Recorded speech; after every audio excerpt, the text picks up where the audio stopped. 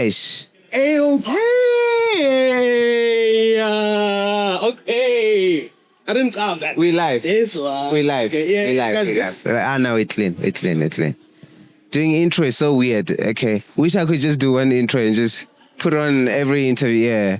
Ekrisha fele kambane kalbijo kitabang tloyeltebele the AOK kid till forever. Leba karbayakana. Vandaag aki one. I'm with AboBooi. Let the people know what is it that you do for a living and who you are, man.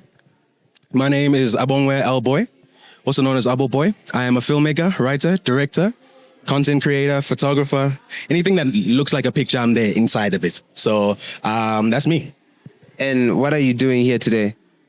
So we are at the Heat Seekers Convention 2025, the biggest filmmaking convention of, arguably of our generation. But hey, we can discuss that later on if we want to. But I have a spotlight that I'm getting to speak about some of my ideas, my feature film, the web series and the TV series that I'm in development and producing, and what the next steps are going to be for that, and how we can kind of work together, collaborate, and make something that is fire and really impactful.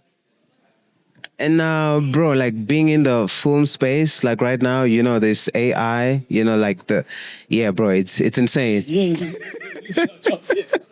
Bro, it's insane. So I don't know, where do you find yourself fitting in this whole puzzle?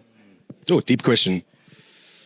It's easy to say that AI will replace us because it's very likely that it will. It can. It's already showing us it can, and that's okay. But I think our place in it as humans and as people is to create stories and create the things that connect and represent the human experience.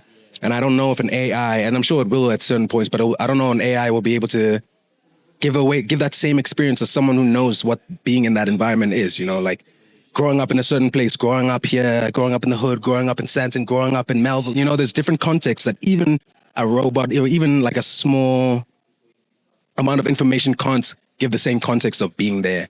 So for me, I think AI will definitely make things easier. It will streamline a lot of things. It will take away some people's jobs. It won't take away my job.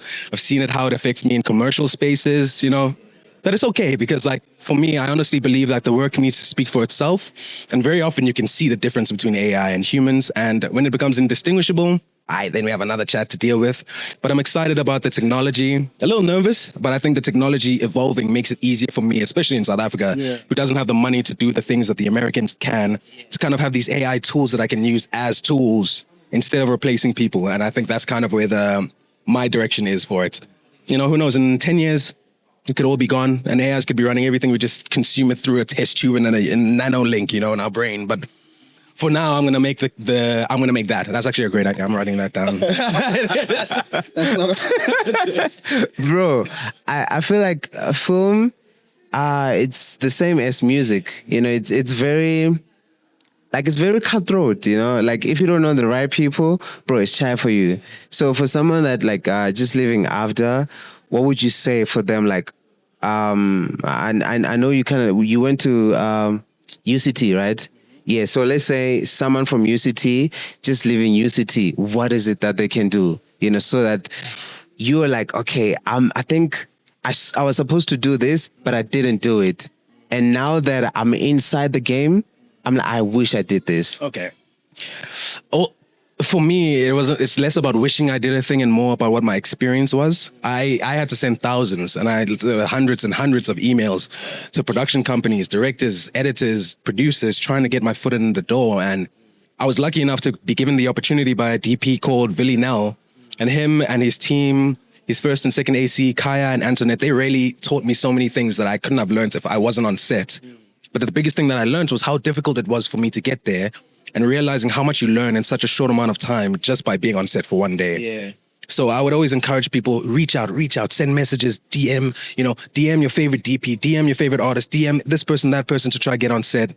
And it's tough. It's hard. I understand how difficult it really is. I've been there. I am there, And for me, what I'm doing is I make it very clear and open to people that whenever I'm shooting something, I bring assistants on who are people who are like me, who wanted that opportunity to just be on set. Yeah. Don't want to do it for anything. I don't need money. It's helpful when there is money, and I always make sure I pay people when I can. And if I can't, I make it clear that I can't pay you, but I can feed you and get you an Uber here, Yeah.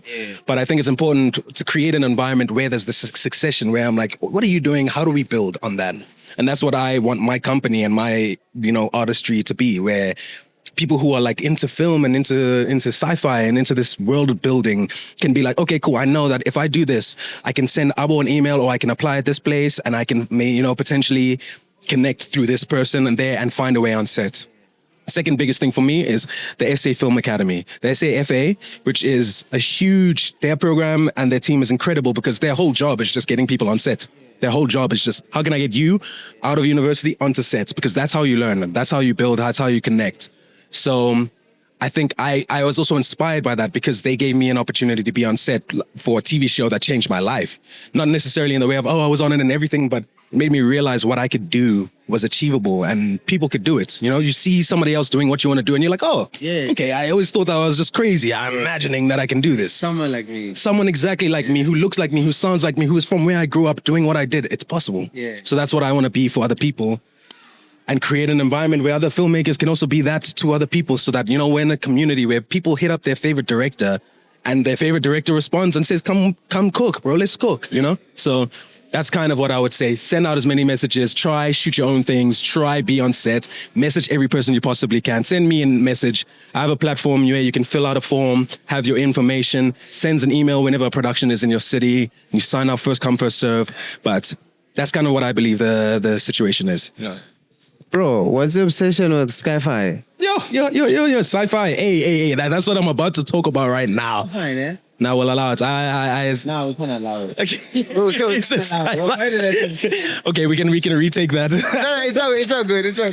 We'll put it. Oh my goodness, Sci-Fi is the leading. I just grew up loving science. I have an engineer father who always wanted me to be a scientist. I guess his plans backfired when I turned into an artist pretending to be a scientist, But yeah. I love the world that sci-fi creates or allows, a future where you can do whatever you want, believe what you want to believe, and that thing can come to fruition. And that's what sci-fi is to me. It's more a canvas of an idea where you can make anything limitlessly. And then what I like to do is focus then on the emotional stuff of it and be like, okay, cool. So how do we make this like a romance or like an action or a thriller, where sci-fi is kind of just a canvas that people get to experience the future in. And it also gives us an opportunity as Africans to set up our own future in a way that represents us functionally and better. Because, our colonizers set us up in a way that is so pessimistic. So now I also feel as a storyteller and as a person, I have this responsibility to be like, guys, I want us to imagine ourselves as having our own national NASA. I want us to imagine ourselves as the leading astrophysicists or scientists or engineers in this area. Because I believe seeing stuff like that, even in a context of a movie, inspires the people who represent that to be like, okay, cool, I can be like Doctor Strange, which is crazy concept, but like that parallel of seeing someone who looks like you and being like, okay, cool, this feels like a connectable. So that's why I love sci-fi. I think technology is crazy, and I think the future is going to be insane, and I want to be a part of that. Yeah, bro. Lastly, we've been at it. It's like a podcast now. So, yes. So the last one, if you were to choose to be an editor, DOP, director, which one would you choose? I mean, I'm already a director now. Give me something different from director, and I'll choose. As what do they call the people in the makeup department? The one that do GFX or no FXX? Especially if So I can't do so in a past life, I think I would have been a good doctor. I don't have the stomach for it. So I can't do special effects where I'm putting together a leg that looks like it's so, like, you know what I mean? So I would probably, if it's between actors, special effects, and DOP, I'll probably say DOP. I love the camera. I like technology. I like tech. Obviously my obsession with sci-fi comes from somewhere within me. So I like exploring the technology that's behind cameras. So I'll definitely choose that. I would thank you so much, man. Beautiful, man. Awe, dango.